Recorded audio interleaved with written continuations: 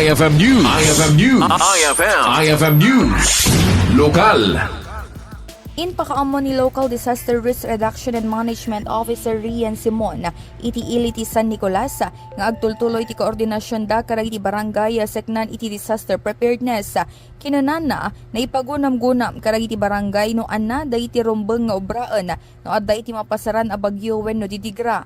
Inayon ni Simon na mismo dagiti opisyal ti barangay kang runaan dagiti adday ti lugar a masansan na malaylayos no adda bagyo tinaipaganetget karagiti residente a kasapulan ti agbakwit sakbay pay nga umay tinapigsa a bagyo. Mumot kanya da ti preparedness measure nga naited iti Kadagiti Barangay Disaster Risk Reduction Management Committee and naipaganetget iti July 8 to 9 kasi nagpa-training ako nun iti disaster response operations in managing information. Kasi lang tayo, kasanod naman nga report.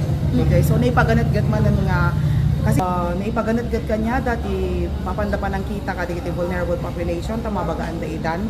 Tapos hindi ka makapag-evacuate da nga dagos on sakbay-pay nga umay typhoon inday umay di last week. So di dyan, tuloy latang matipan nakikoordinar tayo diti barangay tapos diti ka staff.